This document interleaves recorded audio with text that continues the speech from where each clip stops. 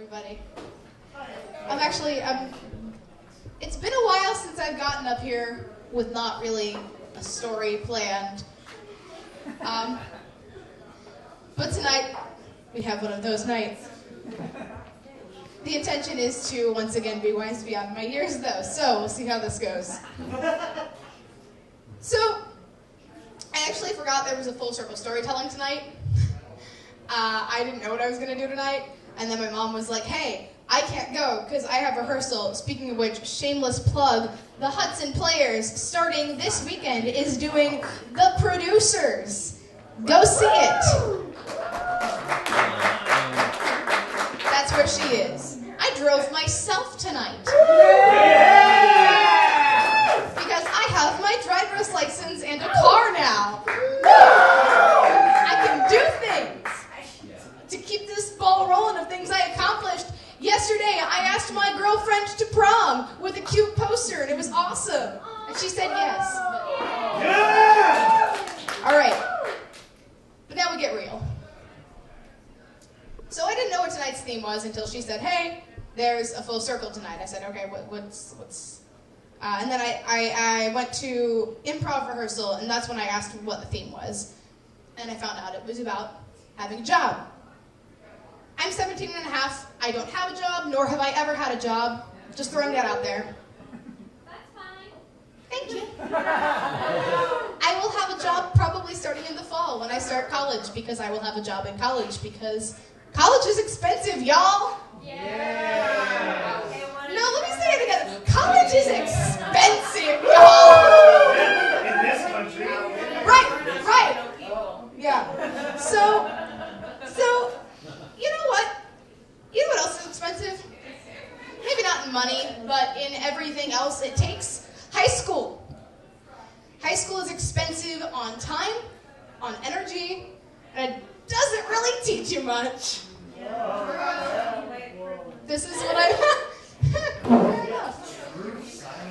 what I've learned this year. So, really this got started because I think it was either Monday or Tuesday.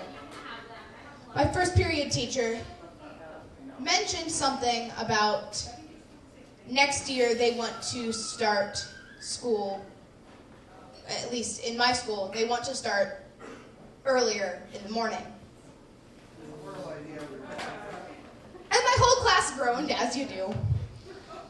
And everyone was like, wait, but like, if we're starting earlier, are we getting out sooner? Are we getting out earlier? Because I'm cool with like a 5 to 1 instead of whatever. Like, 5 to noon, 11, 10, however many hours. I don't really feel like doing the math right now. High school taught me things. And then our teacher was like, no, starting earlier but getting out at the same time because we need more time to prepare for state testing. See, here's the thing. My first period teacher, I had biology first period. I technically took biology when I was in like 5th grade, but I don't have records or proof of that because I was homeschooled. So they were like, you have to take biology even though I'm a senior in the sophomore class. It's fine. I get away with a lot of stuff because I'm the senior in the room. So it's our science teacher. When she starts talking, she has a very monotone voice. I love her. She's a very nice lady, but she sounds like the desk lady from Monsters, Inc. Like, I'm not even kidding. Mike Wazowski. Like, that's like literally her voice. But when she starts talking about something she's passionate about, when we get on a science subject that she's passionate about, her entire demeanor changes. Everything about her changes. But then, it's the saddest thing I have ever seen. She'll her eyes will light up, her body changes, and then she goes back and she's like, but I can't go off topic, I have to teach to the test. She has literally said, I can't get off topic, I have to teach to the test. And it's almost like she's saying that to herself rather than to the room of kids. So she said they want to start school earlier and get out at the same time to allow time for state testing, but there's this weird push on teenagers to get jobs. And I understand, for a lot of families, especially working class families, it's necessary for kids to get jobs to support their families. So then why don't we accommodate those kids? Why is it that there's this weird standard for kids to not only go to school, but to also work? And then also have hours of homework when they get home. And then also their families expect them to spend time with them. And then also they would like to have social lives. By the way, that's scientifically, biologically necessary to being a functioning human being. You need time with other people. You need to have time with your friends. Also, you need sleep. What? What a concept. You need sleep. And then, but then, think. In order to get into a good college, the system is rigged, we all know it, but in order to get into a good college, you need to have good extracurriculars. Guess what? That takes more time. It's physically a fight against the working class. Yes. Because if you are working class, you will probably, as a teenager, need to get a job to support your family, or at least yourself. Yeah. So you go to school, and then after school, you go to work, because that's what you have to do. You can't stay at school for extracurriculars because you have a job. Okay, so you don't do the extracurriculars, but then your college application looks like shit when you graduate because you didn't do extracurriculars because you had a job, because you were supporting your family. Good luck getting into a good college. By the way, you can't pay for it anyway. Good luck having lunch for the rest of your life. Yes, exactly. I am very fortunate. I am not working class. We're not extremely well off, but I have money. I've never had a lack of funding. We've gone through periods of time, especially when I was younger during the recession. I always say ex-stepfather because I'm not really sure how to refer to him because he was my stepdad, but then he left. So like ex-stepdad, that's a really long title. My girlfriend has taken to just calling him that guy, which I like better. So when that guy was still with us, he's a real estate appraiser.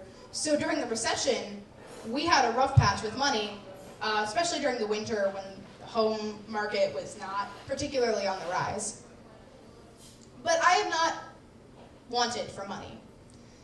I have not wanted for things in my life. I have committed to the college I'm going to. It's a very small liberal arts school in the middle of literally nowhere. I don't know how I'll survive, but it's okay. It's okay. I really like the college. So it's in the middle of nowhere, and they're offering me generous scholarships and grants. And then locally, I've already received a couple of scholarships. I have most of my college paid for without loans, and I'm very grateful for that, at least for the first year. Woo! Thank you. Me too. But I was lucky. I'm fortunate, and sometimes I think about all of the scholarships I'm getting locally, and I feel a little bit guilty about it. Not that I don't deserve those scholarships, but the fact that there are so many others who do deserve those scholarships as well, and if I'm getting that scholarship, that means other people aren't getting that scholarship. And I think about the fact that, hey, it's really nice that I have my college practically paid for. However, I have my college practically paid for, and I could pay for more of it if necessary, and there's part of me that really wishes that it weren't like that, to put it blatantly. But, I don't know, so things are just really weird in this age. Things are really weird, and especially since college has gotten more expensive, and money is weird. Money is a social construct. Money doesn't actually exist. I'm just throwing it out there. Money is fake. It is an idea in our heads. We put value to plastic and paper and metal. This is paper. This is paper. This is nothing more than paper. I could rip it and it would lose all of its value, but that was $20 down the drain, so that's $20 out of my mother's bank account. But it's paper. Yes, it is. I don't understand. I have physically struggled with this concept for so long. Ever since I was little, I don't understand the concept of money. I get it. I can manage money. I'm decent with money, other than the fact that I possibly lost $40 the other day. It's okay. I might not have. They might be. It's fine. That's a whole different thing. The paper works. But kind of to wrap this up, so they want school to start earlier for kids. I don't get that. There's scientific proof that kids should not be starting school earlier than 9 o'clock in the morning. However, my school currently starts at 7:45, and they want to push it back to what, 7:30, 7:15, 7? I don't care. 7:45 is already too early. I didn't go to school today because I was tired. No, I'm not kidding. We are in the last 3 weeks of school, and I was like, I don't have perfect attendance as it is. I'm fine. I'm not missing anything if I don't go to school today. Mother, please call me off. I want to go back to bed. I have a good mother. She said, you should really go to school. I said, but I don't want to. She said, okay, I'll call you off. So I didn't go to school today. But recently we started watching Anne of Green Gables, the TV series, which I read one of the first book in the series when I was younger.